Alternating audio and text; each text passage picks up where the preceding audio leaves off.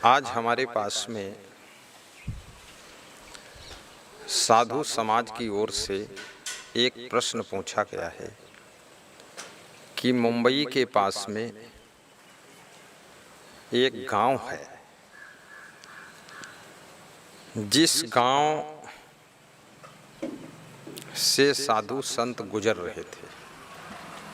मारुति की इक्को गाड़ी थी और जानकारी मिलती है कि वो गाड़ी किराए से लेकर के अपने गुरु के दर्शन करने के लिए अंतिम संस्कार में जा रहे थे।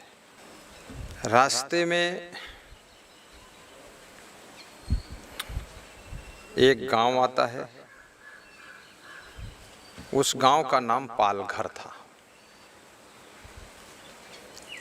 पालघर गांव के लोग, उसमें से किसी ने अचानक अफवाह फैला दी कि बच्चों को चोरी करने वाले साधु की गाड़ी जा रही है।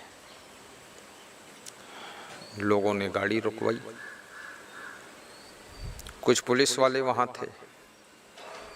जब देखने लगे कि भीड़ उग्र है, तो उन साधुओं को ले जा करके वन विभाग का कमरा था, वहां पर अंदर बंद कर दिया। वन विभाग की चौकी थी, ऐसा जानकारी मिलती है, और उसमें बंद करके उनको छिपा लिया। धीरे धीरे भीड़ बढ़ती गई। पहले 10 लोग थे, 50 हो गए, 100 हो गए, 150 हो गए, 200, 250, 400, 500, जो भी यानी अधिक संख्या में लोग इकट्ठे हो गए। अब जब अधिक संख्या में लोग इकट्ठे हो गए तो पुलिस ने उन दोनों महात्माओं को, ये जूना अखाड़े के महात्मा थे और 70-75 साल उम्र थी उसमें एक महात्मा की। उन दोनों महात्माओं का नाम था पूज्य श्री कल्पगिरी महाराज और पूज्य श्री सुशील गिरी जी महाराज, और उनके साथ में ड्राइवर था।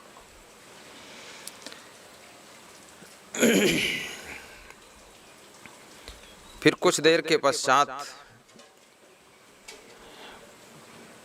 पुलिस वालों ने उनको वन विभाग की चौकी के कमरे से बाहर निकाला। अब बाहर निकाला तो भीड़ मारने पर आमादा हो गई। तो जो महात्मा थे वह पुलिस का हाथ पकड़ते थे कि हमें बचाओ बचाओ बचाओ, लेकिन पुलिस वालों ने बचाया तो नहीं, लेकिन भीड़ में अपना हाथ छुड़ा लिया और उनको भीड़ की तरफ ढकेल दिया, और भीड़ ने उनको मारना शुरू किया। पुलिस के लोग देखते रहे और मारते मारते मार डाला। बड़े बड़े पत्थरों से मारा, 10-10 किलो के वजन पत्थर, 15 किलो के वजन पत्थर, 5 किलो के वजन पत्थर, 2 किलो 1 किलो के पत्थर, लाठी, डंडा। अब जहाँ 200, 250, 500 लोग 3 लोगों को मारने पर टूट पड़े। गाड़ी भी उनकी तोड़ दी, कांच फोड़ दिए, गाड़ी में भी खून लगा हुआ है। मैंने इसमें देखा है समाचार में। अब ऐसी निर्मम हत्या उनकी हो गई और वे हाथ पांव जोड़ते रहे, मुझे बचाओ चिल्लाते रहे। पुलिस वालों ने नहीं बचाया, गांव वालों ने भी नहीं बचाया, और गांव वालों ने जुट के उनको मार डाला। बहुत पीटा।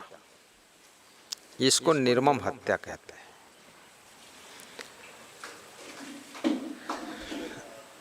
अब उनके बारे में जानकारी जब ली गई तो पता चला कि वह दोनों संत ड्राइवर को लेकर के अपने गुरु के अंतिम दर्शन के लिए जा रहे थे। गुरु के अंत्येष्टि संस्कार में जा रहे थे।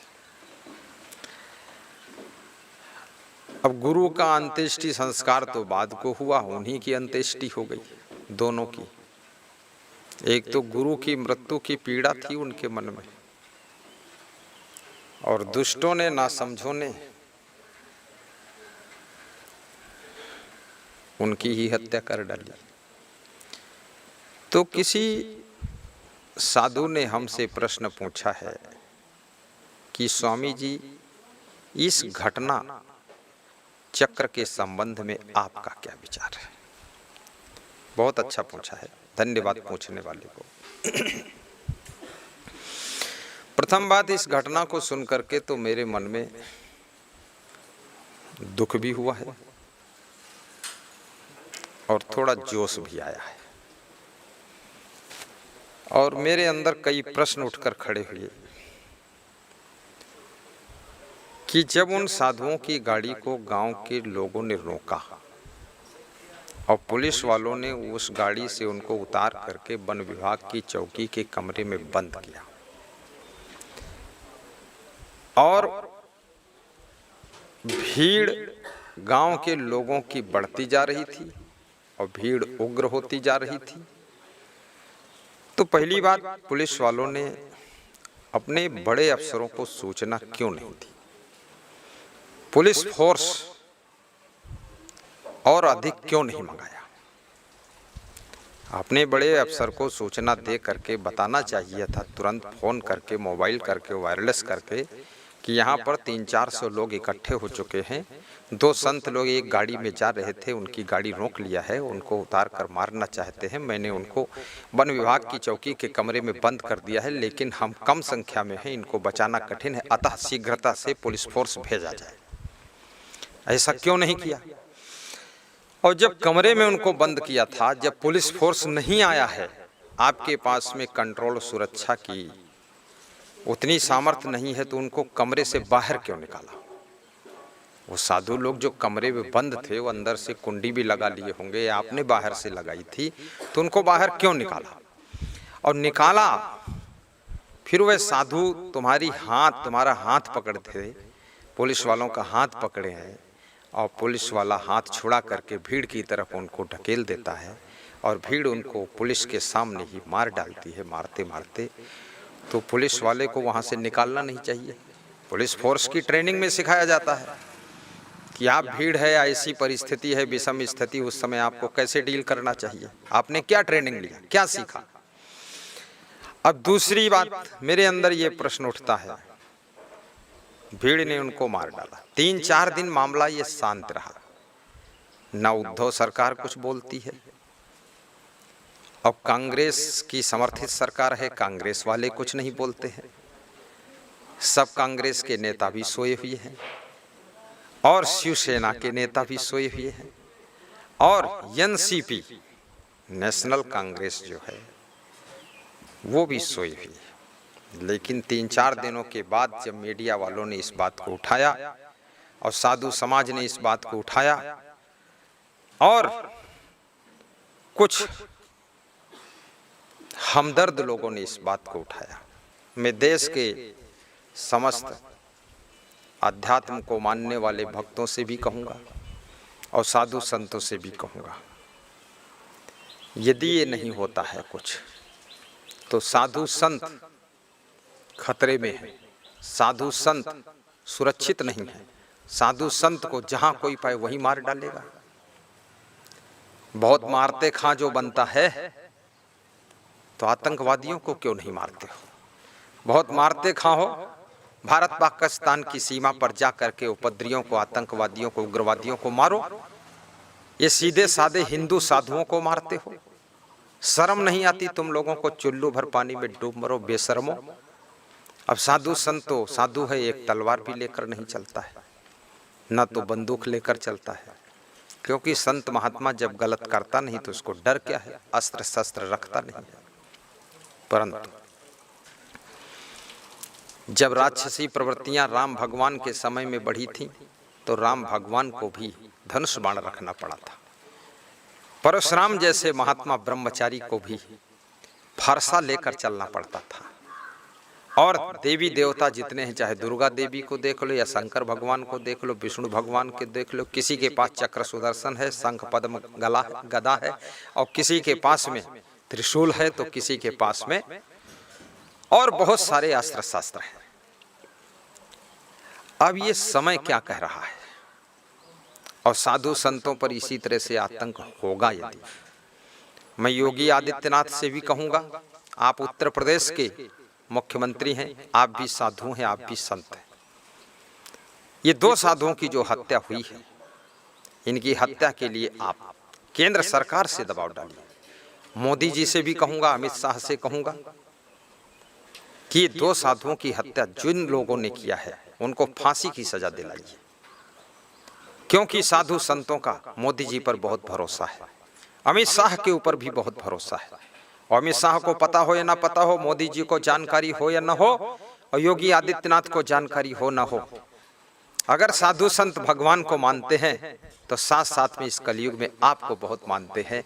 और साधु संतों की कृपा से, उनके मौखिक प्रचार प्रसार से आपकी बहुत बड़ी जीत हुई है। इसलिए साधु संतों की रक्षा करना आपका परम धर्म है। एक हिरन मारा जाता है, उसको सजा मिलती है। एक कोई मयूर मार देता राष्ट्रीय पंछी को, उसको सजा मिलती है। और इतने महान संतों की हत्या किया है, इनको क्या मिलने वाला है? इनको फांसी मिलनी चाहिए और 10 गुनी ज्यादा उनको सजा मिलनी चाहिए। और जूना अखाड़े के पीठाधीश्वर पूज्य श्री अवधेशानंद महाराज से भी निवेदन करूंगा, इसमें आप भी ताकत लगाइए, क्योंकि आप जूना अखाड़े के पूज्य श्री हैं और ये जूना अखाड़े के संतों की निर्मम हत्या हुई है। इसके बारे में सब साधु संतों को एक होना चाहिए और सब लोग अपना अपना वीडियो बना करके और इसमें न्याय मांग की कोशिश करें और न्याय को मांगा जाए। उद्धव ठाकरे के ऊपर भी दबाव बनाया जाए और न्याय मिलना चाहिए।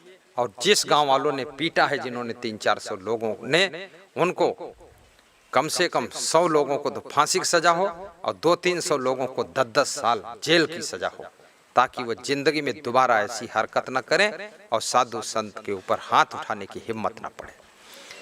क्योंकि मैं अन्याय के बहुत खिलाफ रहता हूँ और ये साधु संतों को कष्ट देना ये बहुत बड़ी पीड़ा का काम हुआ है। भक्तों को भी इसके विरोध में ट्वीट भी कीजिए और इसके विरोध में भक्त लोग और संत लोग सब जुट करके फेसबुक पर भी डालिए, इसको पूरा उठाइए। आज कोरोना चल रहा है, इन मूर्खों को ये भी पता नहीं है एक कोरोना वायरस है। तुम बड़े मारते खाओ, इस वायरस को मारो ना, जो पूरे विश्व को मार रहा है। ये साधु संत को मारते हो, वायरस से तो अपने को बचा नहीं सकते हो और वायरस को मार नहीं सकते हो। और ये मूर्खता, सोशल डिस्टेंस का कानून भी तुमने उल्लंघन किया। लॉकडाउन चल रहा है, 300 लोग क्यों इकट्ठे हुए वहां पर? वहां भीड़ क्यों इकट्ठी हुई? और इतनी भीड़ इकट्ठी हुई, इस पूरे गांव वालों पर सोशल डिस्टेंस का नियम उल्लंघन करने का भी एक जुर्म लगना चाहिए। ना तो ये कानून को समझते हैं, ना सरकार को समझते, ना शासन प्रशासन को समझते हैं। सबकी धज्जियां इन्होंने उड़ा दी। जबकि सरकार चिल्ला रही है कर्फ्यू लगा हुआ है, सोशल डिस्टेंस बनाए रखिए, कोरोना महामारी आ चुकी है, फिर भी ये 300-400 लोग इकट्ठे होकर के 2 साधुओं को पीट पीट करके मार डाला। ये सोशल डिस्टेंस का उल्लंघन किया कि नहीं किया? कोरोना के नियम का उल्लंघन हुआ कि नहीं हुआ? शासन प्रशासन के आदेश का उल्लंघन हुआ कि नहीं हुआ? जब ये शासन प्रशासन की भी धज्जियां उड़ा रहे हैं और लॉकडाउन की धज्जियां उड़ा रहे हैं, तो ये मानेंगे किसको, समझेंगे किसको? ये मूर्ख हैं, अज्ञानी हैं, इनको कठोर दंड मिलना चाहिए, ऐसे उदंड लोगों को। और मैं भक्तों से भी निवेदन करूंगा, जो गृहस्थ भक्त बहुत अच्छे हैं और कृपया आपके पास में बुद्धिमत्ता है तो आप देश सेवा के लिए, धर्म की रक्षा के लिए राजनीति में आइए और आप चुनाव लड़िए और आप मुख्यमंत्री बनिए। जैसे आज आदित्यनाथ मुख्यमंत्री बने हैं, साक्षी जी महाराज सांसद उन्नाव से बने हुए हैं। जैसे इसी श्रृंखला में सावित्री देवी साध्वी जी, सावित्री साध्वी, वो भी सांसद बनी हुई हैं। ऐसे कई साधु संत इसमें प्रवेश हो चुके हैं। अगर ये साधु संत प्रवेश न होते तो ऐसे ऐसे उल्टे पलटे कानून भी लोग बना देंगे, नियम बना देंगे, साधु संत को उजाड़ कर फेंक देंगे। बहुत बहुत धन्यवाद देता हूँ और शुभकामना करता हूँ ऐसी हरकतें भविष्य में कोई कर न सके। इसके लिए सब सरकार कृपया कड़ाई करे और साधु संत की रक्षा का कदम उठाया जाए और इन सबको दंडित किया जाए। धन्यवाद।